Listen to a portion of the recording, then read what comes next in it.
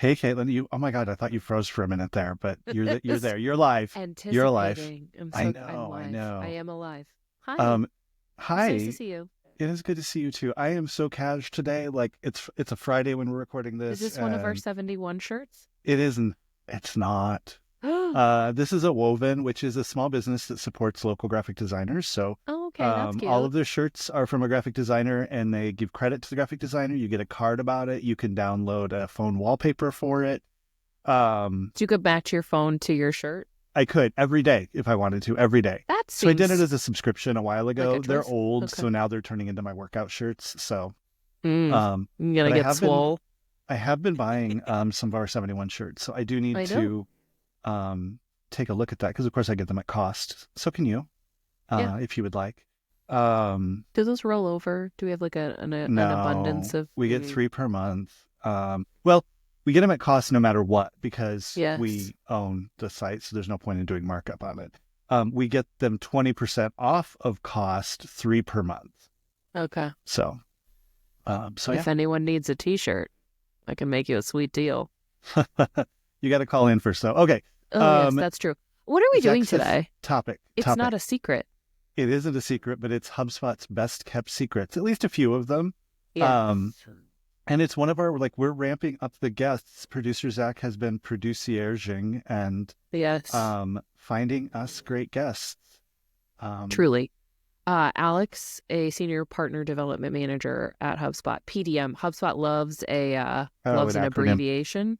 Absolutely. Yes. So Um, momentarily we'll have Alex join us. But yeah. And he before we do was that, our, oh, well, he was with us. He was our rep. He's had different titles. mhm. I guess CSM maybe or something.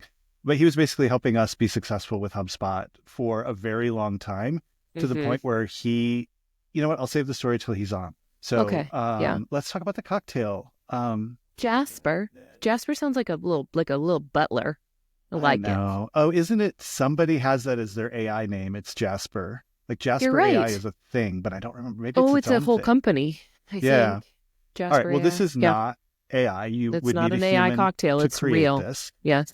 It does come from Jasper Distilling Company in Charleston, South Carolina. Curious if Zach has visited Jasper Distilling Company. I know Charleston's fairly close to him, but he has not. Okay. That will be on his list for this summer to go down there because he loves a good beverage. Mhm. It's super light and crisp, a little bit sweet, a little bit herbal, which is nice. Herbal. And they say it's the perfect drink to toast to good company and great conversation.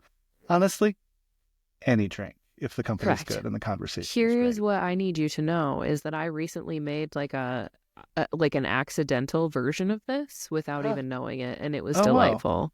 So Fantastic. I didn't measure I measured with my Well, heart.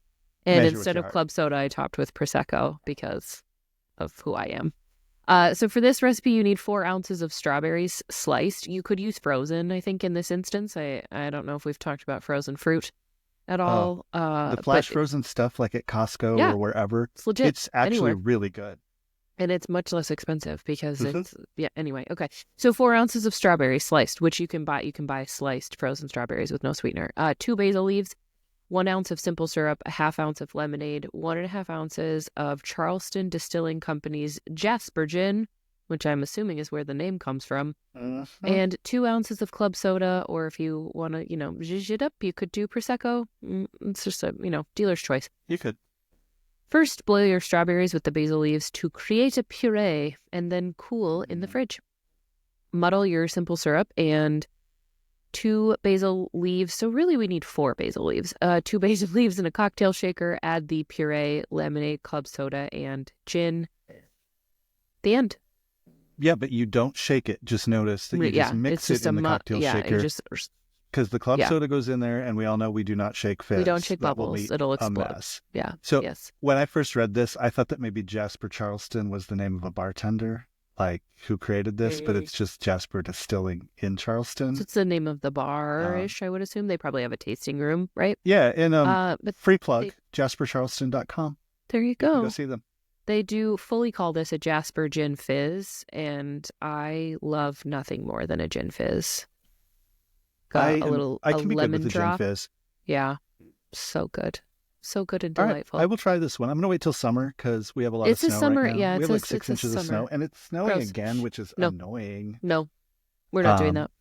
All right, so let's put a pin in this then, and we will be Cheers back with to a fun guest from Here we HubSpot, go. and I'll tell my story.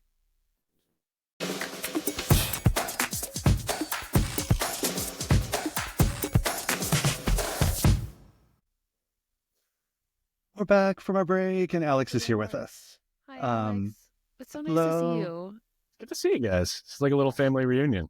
Yeah, it is kind of. So we had a little debate before you came in, and I know we asked you because I couldn't remember and then felt stupid about your name because, like, we live in the land of Des Plaines, Illinois, but also Des Moines, Iowa. And so it's like, okay, Des Noyers, Denoyer, Denoyer? It's the Des Moines pronunciation, really. It is. It is because the middle S is silent. and the end S are both silent. Yeah, but you hit that R a little bit. So Now that you point that out, that actually is quite incredible for where you guys are. Rich, you hit the trifecta though, which is the way to say it, the way most people say it wrong, and then the way you should say it if I lived in France and my ancestors were happy. Fair. So yeah, I mean, honestly, you full coverage. Have we angered the ancestors? No, I Should think we they have plenty of other things saging to worry about. Yeah. Yeah, we gave him a tribute. We gave him a nod. So Alex, we were just talking before, then I was like, oh God, we should talk about this on the show. So you joined HubSpot, I think a little bit before we became partners in 2017. And we went through a couple of, I don't even know what they were called back then. Was it a CSM? Is that what it would have been? Essentially, yeah, there's been quite a few changed. iterations over the years. Yeah. But basically, our person at HubSpot to help us grow and be good people and learn things and all of that. And we had Kate, who was great. And then Kate got promoted almost immediately. And we were like, okay, come on, like give us somebody who's going to stick around. And you promised not to leave us for a while. And then you got promoted and we're only working with platinum partners and we were a gold partner. But on your end, you were kind of lobbying, I think so, be platinum. Can I keep him? And we were like, I guess we just have to be platinum. So we keep Alex. And so we did. And we became a platinum partner. Yeah. Yeah. And then you got promoted again. It has been good. Yeah. But it seems like we were doing a pretty good job of trading off who's getting promoted, you know? Like I got promoted and then you guys had to kind of get promoted and tiered up in order to come hang at the cool kids table. And yeah, I mean, yeah, it's been quite a journey, right? The only thing that stays the same at HubSpot is change in all senses of it. And that's how you stay alive. Been one of my constants. So it's great. Yeah. That's how you stay alive though, like as a software company or a software service, like you've got to continue to advance or you'll just die. Like, and that requires, changes in operations too, and changes in people. So part of why we give you a call is one, we love you, of course. But two, one of the things we always did was you would give us tips, tricks, you'd show us neat things. Hey, I learned this from another partner. And sometimes we'd share those with you too. And so we're like, why doesn't Alex share his inside secrets with everybody? Obviously, secrets that won't get you fired. You can't do anything. Right. You would never release anything confidential. This is not material, non-public information that can no, be... not where the bodies are buried or anything like that. No. No. All of this is stuff that we can, you can go find on your own. It's just some things that people overlook, I think. I think that's one of my favorite parts of, one, being a partner, but two, running through the onboarding program, is that we have such a broad depth. That doesn't compute, but we have such a broad awareness of different use cases. And I just kicked off a new PSO client today where he's like, I want you to tell me the weird stuff that you've learned from other clients. And I was like, nice. This is going to be so fun. So I'm actually really excited. I know. I was like, our 45 minutes is up right now, but I'll see you in 2 weeks. Okay, it's going to be great. So that right up his alley. And honestly, this is a good reminder for me too, right? As I'm trying to keep up with all of the feature developments, because that has been the other thing, just in the last probably 12 or 18 months, I feel like the deluge of new features and changes has just been so intense that I'm I can't learn another thing right now. So this will be a good reminder for me. Yeah. No, you're so right. I mean, and just talk about this a lot, but yeah, the last 12 to 18 months, it feels like there really has been a very intentional shift with the product team. And, a certain amount of that comes with the operational scale of the business. There are more hubs, we're wider, and we're going deeper in more areas. The number of product teams dedicated to different nook and cranny parts of the platform is certainly proliferated. So, in the past, there were these development cycles where a tool might feel like it hadn't gotten a lot of TLC in like a couple years. And now it's like a couple months until we see updates for certain products. And yeah, I mean, keeping up with product updates is like a full-time job, to be honest. And I would say too, you got me thinking that like there are a few different examples as well where it's not necessarily like, hey, this is a brand new feature and people aren't yet talking about it or using it, but like really cool use case applications that are maybe slightly different than what is out of the box intention. And also I just found over the last, several years working here, I also just like rediscover things in a different way, So like the tool itself may have existed for 5+ years, but if I haven't had a reason to spend much time in it and I kind of come back to it and I'm like, oh yeah, I forgot that little superpower was hidden over here. Maybe we can kind of co-opt that and use it in this very interesting way. So yeah, there's a lot of different ways to find these little tips and tricks and nooks and crannies and secret weapons. It's a lot of fun. One of your secrets, the custom objects and the new object library, even just on the, I'm sorry, I've like spoiled it, but I was like, that's right there. We'll just start with that one. Yeah, exactly. The ability to use the object library on the starter platform. I spend a lot of time with pro and enterprise folks, but personally use even just the starter suite on some volunteer things that I do. And so being able to customize appointments and classes and those types of like things that are used frequently but aren't necessarily an out of the box like contact company deal, right? That has been so groundbreaking in terms of like full organization management for this like volunteer thing where I'm like, okay, now we can track when our members are coming, how long they were active, what volunteer opportunities they were doing. And it is so easy. So easy. Look back up a minute. Alex, why don't you tell us kind of what the object library is sorry, and how it came about let's get and into why the weeds. It's such a huge Dive in. deal. And I just double checked because I thought I was going to correct you, Caitlin, but it is available on Starter. Like I'm in my Starter hub for one of my tests. Yeah. Don't amazing. Try me. I know all the starter tricks. All right. So Alex, give us a breakdown. Yeah, I'll paint the picture. So, I mean, when you guys became partners and when I started at HubSpot, we this was even before the development of custom objects, period. So that's obviously come and went, and that's historically been an enterprise only feature, right? So as you're saying, Caitlin, like us little guys who can only afford Starter and Pro, like gosh, a lot of the time we have really good use cases for a more complex custom data model, and you just couldn't really do it. So back in the beginning, we were stuck with just the standard objects, your contacts, companies, deals, and tickets. And what I found was happening a lot was the version of the workaround at the time was, oh, we'll just use tickets for this other thing, and we'll just have to squint our eyes and pretend it doesn't say tickets. And, every customer has a different tolerance level for that type of workaround. Some people will drive them crazy, and some people, they're like, sure, I can suspend disbelief and pretend that it's not tickets. It has a pipeline. I can create custom properties. Like, let's roll with this. So then fast forward a couple of years, we launched custom objects. Okay, great. But again, it was been limited historically to the enterprise. Now with this custom object library, or this object library, really, it's basically coming back and bridging that gap once again.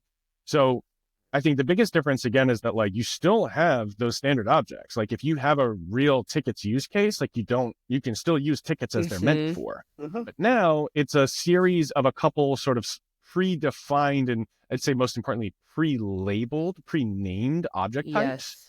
And so like if you have that exact need, boom, it's right off the shelf, one click, you got it in your portal, even if you're on Starter or Pro. what it also then does is like, maybe the name is still not perfect, but it's like, you now have other options, right? You're not having to occupy the pre-existing standard objects. You can kind of just make it work for you for what you need. So, you know, these kinds of decisions are always a little bit of pro and con and give and get. But I think it's a best kept secret in a lot of ways, because I think a lot of people saw it initially and were like, well, if I don't need those specific object types, I'll just keep it moving. But as you've found, Caitlin, it seems it's like, well, yeah, some people, this is exactly what they needed. Some people, it's like, again, if we go right back into the suspend the disbelief mode, there's a lot you can do. And now you have that firepower at the lower level. Yeah. Yeah. And one of the things we always tell people is poke around. You can break stuff and do permanent damage in HubSpot, like deleting entire things. But that's actually gotten better, because now with certain product levels, you can do a backup. So you can have a backup of your database. But also almost everything you delete in HubSpot you can get it back within 30 to 90 days. It sits in a place where you can go grab it. And the stuff that's going to be a permanent delete, what I love is they've actually now added that second warning that said, you will be permanently deleting this. This is irreversible. It's gone forever. Goodbye. Like, not are allowed. you sure? Yeah. Yeah. And I've even had people who are like, oh, like we changed all of these people to the wrong life cycle stage. And I'm like, oh, the history of it is there. You can use the workflow and has ever been whatever stage, and you can find those people. So yeah, the object library is like that. The listings though, because we've pitched a couple of realtors on using HubSpot because it's a great tool, and they're like, yeah, it doesn't integrate with the MLS really well, and I can't do anything with my listings on there. I like my custom site where I can have my own listings. Airbnb, you've got a rental, you're an apartment building, like all of those are fantastic. So very cool. I think too, that ties really nicely to the kind of first order when we talk about features that are only available at those higher tiers. How might we work around that if one wanted to? Yeah. No, so I think this is like, HubSpot's been around for a while. I think in like human years, HubSpot's like approaching its 20s, right? It's a teenager and a lot has changed. And with that, you know, like the product itself, but also, you know, the go-to-market and the way we price and package things. So I think it was a long time coming, but I think without a doubt, you know, second place comes to the marketing context change from a few years ago. This is certainly the biggest change in the way HubSpot has priced and packaged the product, is moving to the seats-based model. And, you know, there was, I think understandably, especially for longtime users and partners like yourselves, like this is a huge material change. Like, how is this going to affect me? How is this going to affect my clients? And, you know, I think certainly it's never easy to make those big changes, but I think we all kind of understand why. And there's some reasons that are easier to point to and be like, well, HubSpot's a publicly traded company and this is about monetization. We all get that. Sure. But the real practical reality and why we're here talking about it is like, okay, so what does this really mean for like boots on the ground? I think the biggest thing is, again, in terms of access to the historically hard to reach features, AKA expensive behind an enterprise paywall. Now you can buy a single seat of Sales Enterprise. I think for a long time, and I know our old friend Peter used to say this too, my favorite SKU at HubSpot, my favorite HubSpot product is Sales Enterprise. Not everyone can afford to spend, you know, $1,500 a month, or maybe you get a nice discount, whatever. It sometimes it's just cost prohibitive, but now you can buy a single seat. And so you can pair it with Marketing Starter and Sales Enterprise and still keep that budget well under $1,000 a month. And now you have all those enterprise features. So the things that are specific to Sales Enterprise, right? Like, Rich, I know you're a huge fan of being able to enroll a contact into a sequence via workflow. Like, that's one of my favorite use cases. But 100%. Even just the like enterprise level across the board features, like a custom object, right? Like if you had Marketing Enterprise, you get custom objects, Sales Enterprise. So there's like the platform agnostic version of that, where it's like, as long as you have an enterprise hub, you get it, but then you get all the sweet juiciness of Sales Enterprise anyway. So being able to mix and match and buy single seats is a huge unlock. I think the other thing that comes in with a lot of our clients, especially since we work in like financial and services, professional and services, we've done some medical stuff and things like that. is the enterprise feature where you can basically lock down any single property permission. Yes.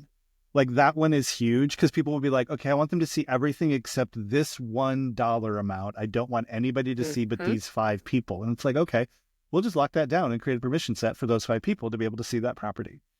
Yeah, that one is huge for me because I've also run into a lot of the people who are like, well, I only need 2 sales seats. We've only got 2 salespeople. I don't need 5.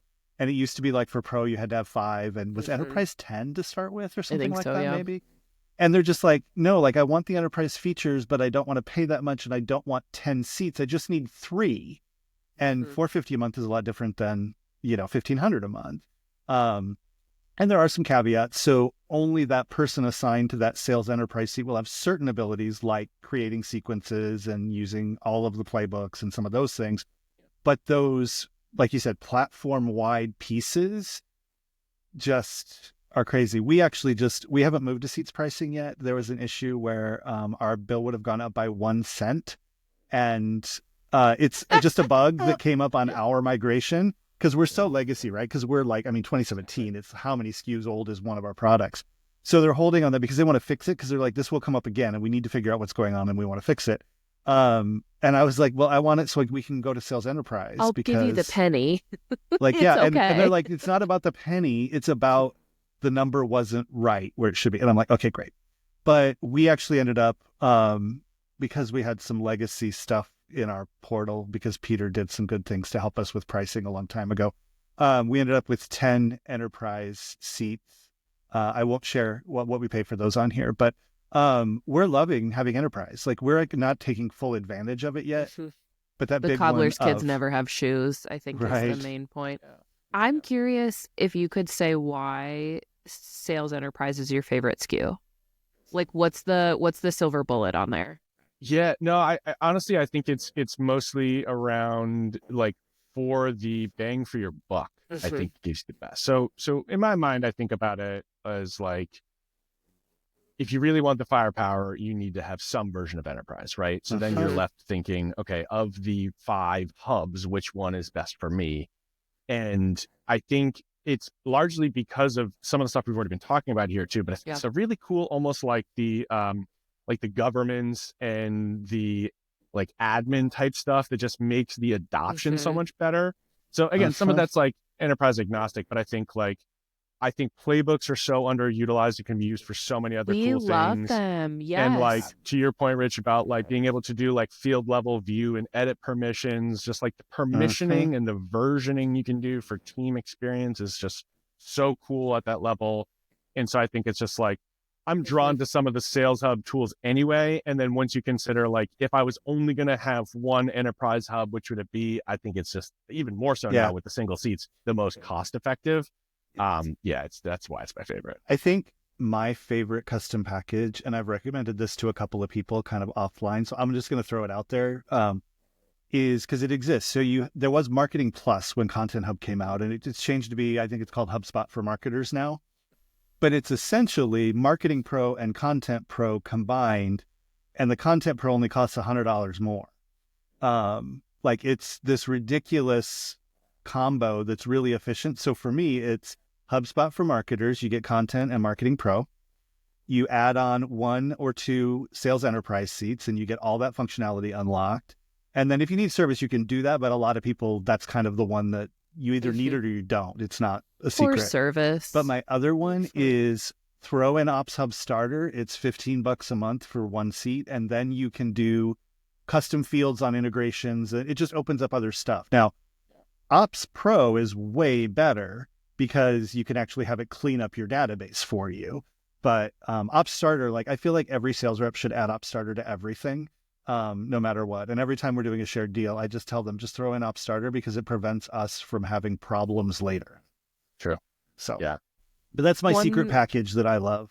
One thing I've noticed, and this is not a knock on salespeople, but as we've gone through a lot of these, partner scaled onboardings, salespeople are not data people.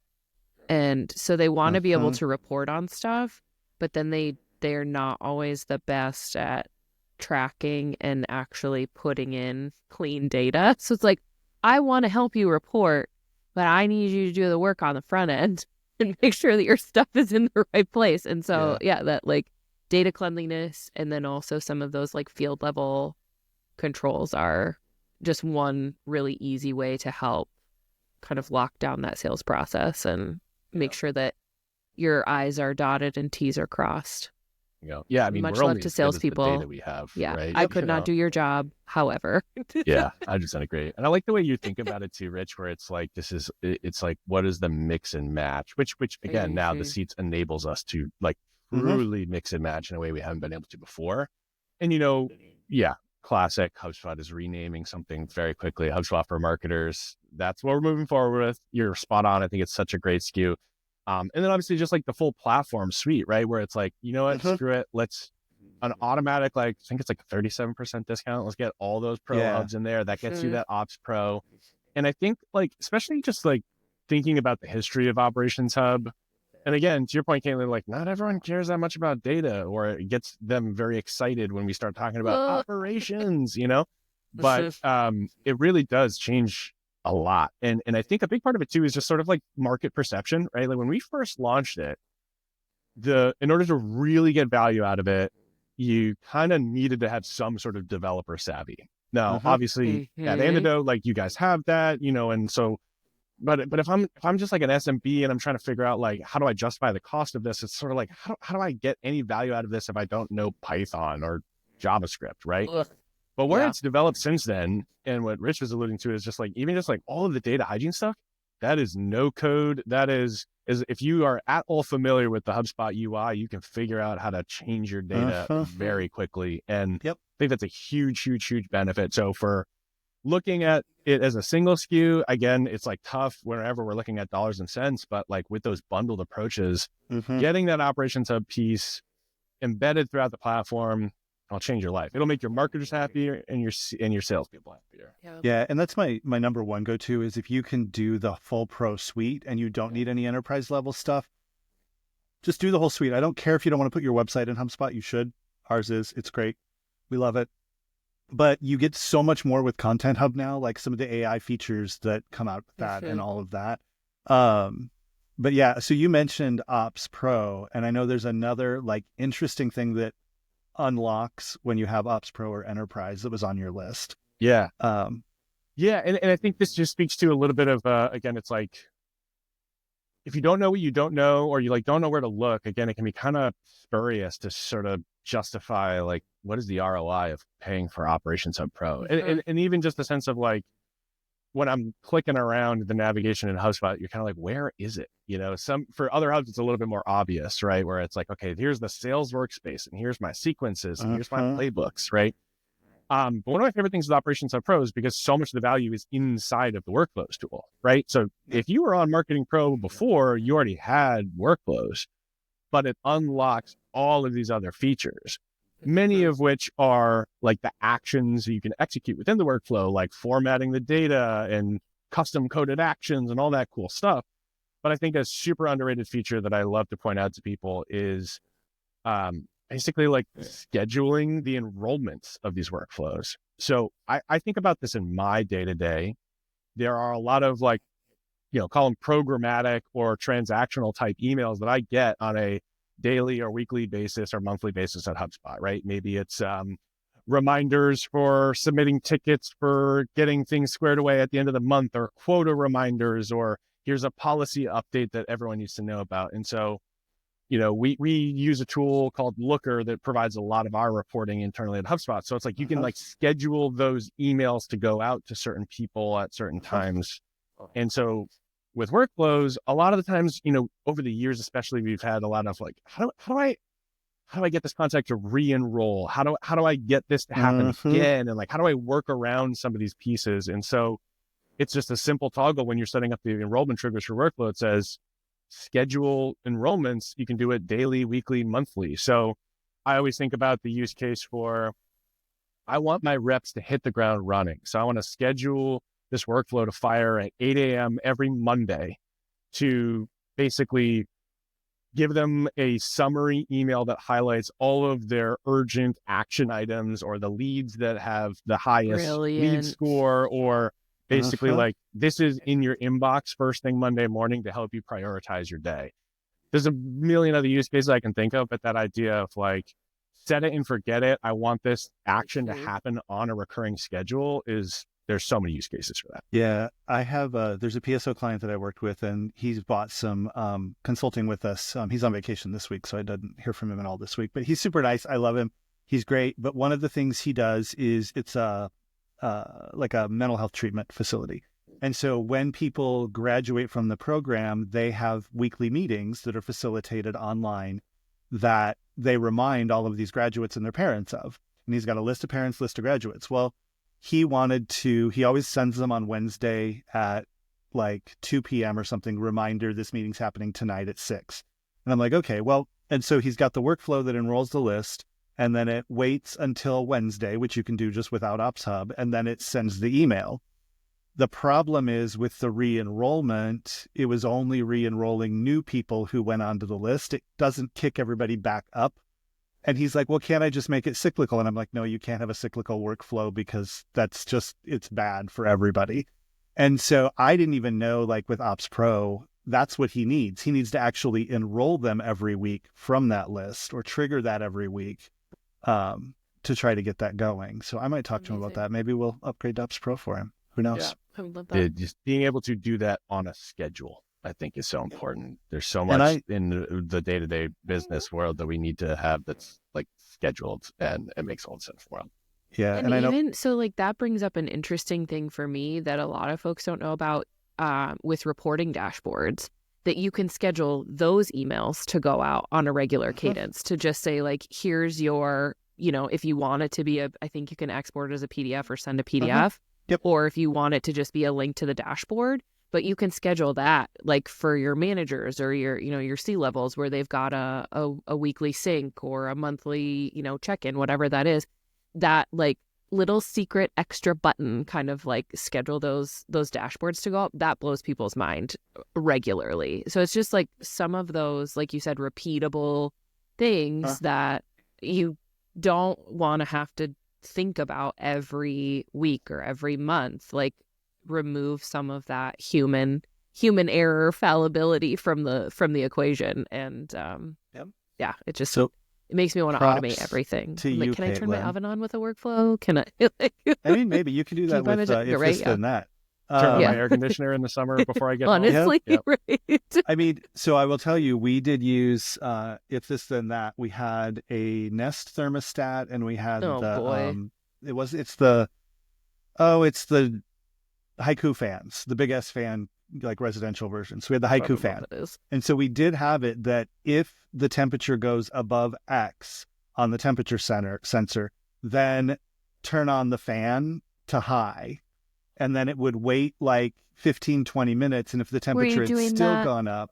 In HubSpot or somewhere else? No, it was if this, then that, not in HubSpot. I don't know what that is. But now that I've tangented us, I was going to give you props for what was the perfect segue into the last secret, because you were talking about dashboards, and the last secret is all about dashboards. I didn't even plan that. That was an accident. Very good. Thank you so much. I like that you admitted that you didn't mean to do it, because no, I was an accident. I wasn't looking at the notes at all. No, you could have taken credit. This one I will follow a suit of being humble and say this is one that I actually learned from a customer a while ago. Oh, so brilliant! Nice. That's another one of these things too, which is to say that like even if you've been at HubSpot for 7 years like me, there are so many people out there, whether they're actually like solutions partners, app partners, or just like freelance consultants. There's so many stinking smart people out there that are finding these things. Yeah, I mean, reporting is so critical, right? It comes up all the time. And especially in the line of work that you guys are in, it's like these clients are expecting results. And how do we show the results? We got to report on it. And so, yeah, over the years, there have been a lot of cases where it's like, gosh, like I wish I could just get this thing on this dashboard. We've talked a lot about what I would call like localized reporting in HubSpot, right? So if I'm in like the email marketing tool, there's like an analyze tab and I can see all this cool stuff. And I will say the product team has done a really good job over the year at chipping away at this. There's a lot of places where you can save a report to a dashboard, right? Yep. So that's good. But that, again, that's like, there's still a pocket of things where it's like, gosh, I literally just want to be able to get this thing I'm looking at here over here. Over here. And someone pointed this out to me. They must have been playing around with it, but one of the great features of the dashboards is that you can embed external content, right? And so the off-the-shelf use case is like slide decks, spreadsheets, videos, right? So think about, maybe I have an executive summary slide deck that explains why we built this dashboard. That's the perfect use case. That's why the product team built it that way. Someone smart enough realized that it literally just asks for a URL or an embed code. So if you have a URL, you can pop in the URL and it'll populate that basically into an iframe where a report would normally live. It's just the URL that you gave it. So this very smart person, I wish I remember who it was so I could give them credit. They pointed out that, let's say you wanted to put the sequences enrollment page on a dashboard. You go to the sequences enrollment page, grab the URL from your browser, plug it into the embed field in the URL field when you're doing external content, and voila. When you reload the dashboard, it will literally have a window into another page of HubSpot right there. And the thing that I love about it even more is you can use it. So I can be on a dashboard and not just see the report, but I can literally click around in there and enroll a contact in a sequence from the dashboard. Now, we've also obviously seen the evolution of the workspaces, and I think it's kind of like a lightweight version of that. But again, it's basically like, if there's a URL for it, if there's an index page somewhere in HubSpot that you wish you could just put in a report, you can. The social analytics. So we did that. I feel guilty for not like telling you about this when we did it, because it was like 5 or 6 years ago before you could click save on any of those reports. I, as the executive, wanted the social stats on the marketing dashboard. So the beauty of that is also it only takes one space on the dashboard, because you're limited at how many things you can have on there, how many reports. It only takes one, but you can have like the 8 reports that are embedded on that page can be all there. But yeah, that is like, I didn't realize you can actually, it makes sense. It's just a page. You can literally click and enroll and do all of those things from there. That's like wild. Cool. So yeah, that reporting piece has been the best part, where it's like, all right, I wanted this from the email tool, this from the ads tool, this from the social tool, put it all in there. Technically, it's a view. It's like a Inception level HubSpot inside. I was going to say thing, this is some Inception level into shit the going into on. the wilderness, into the rabbit hole. But again, it's because you alluded to it earlier, where it's like a lot of the time it's like we're considering the audience, like who is going to use this dashboard. It's someone who maybe isn't super savvy with HubSpot or knows how to do all these things. So we just need to curate it as much as possible for them. And so they are a view-only user. They get that email once a month, and they're like, oh, cool. They can still log in and look at the dashboard, but the dashboard now has all of the critical information on it. They don't need to know how the sausage got made. And that is one caveat, is those embedded pieces don't show up on the PDF if you send a PDF to somebody via email. Only the native reports will. But if you send them the link and get them used to just clicking the link and logging in, it's actually a way better experience. Because my biggest thing is, well, I want to see last month and this month. And it's like, I can give you one dashboard and a toggle at the top that you just choose last month, this month, or I can do a comparison. But yeah, that's been a great feature. You can also add images, you can add text, you can add, Google Sheets, Google Slides. I think the Google Data Studio, which I feel like is Looker. I think those are the same thing, aren't they? Yeah. And then there's one other one, Databox, because we used Databox for a little while when we had a bunch of stuff in there. Yeah, it's a great HubSpot alumni, great HubSpot advocate. Databox is an awesome company. Yeah, I mean, because it makes me think of the much simpler version of this too, which was a big unlock at the same time, which is, again, it's like the enablement aspect of reporting, which is to say, like, just because I can build a report doesn't mean it's literally going to lead to business change. Someone still needs to be able to read it, interpret it, and take action based on it. You can build all these beautiful reports, but like, is someone going to understand what they're looking at? So even just the basic of like having the top left field in the dashboard be a text field that explains what they're looking at. You're like, hey, this is the purpose of this dashboard. You will see these reports that are tracking these KPIs, and this is how to adjust the filters, so the annotation aspect of that, and then embedding a slide deck that explains like, this was the executive summary of this project, which is why you told us to do this. And this is reminding you why this is saying what it says and all those things. And so, yeah, the multimedia aspect of a dashboard, I think, is a really killer unlock because, again, like as much as AI and Skynet is taking over the world, like for now, we still have humans that are making these decisions. So they have to understand what they're looking at. Yeah. Well, cool. And I know Zach will remind us, he's been very gracious. We are pretty much at time. What a treat. Can you come back? I'd love do to. more secrets? So here's one that I want to do is like the top 4 mistakes people make when setting up HubSpot. Ooh, yeah.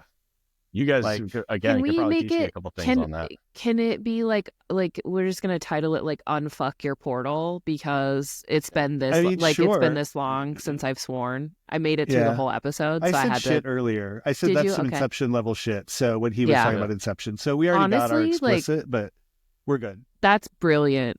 Then oh my gosh. Yeah. I mean, okay, great.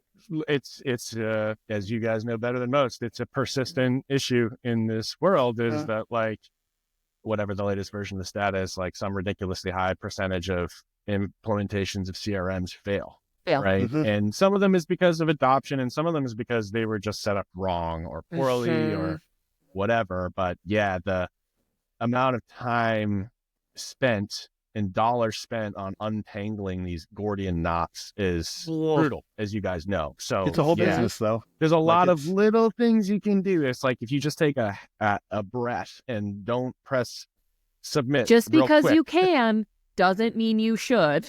I think that is a great wrap up for this episode. Honestly, you can schedule workflow triggers with Ops Pro or Enterprise. That's a big one. And there's some other things that come up there with cleaning up data.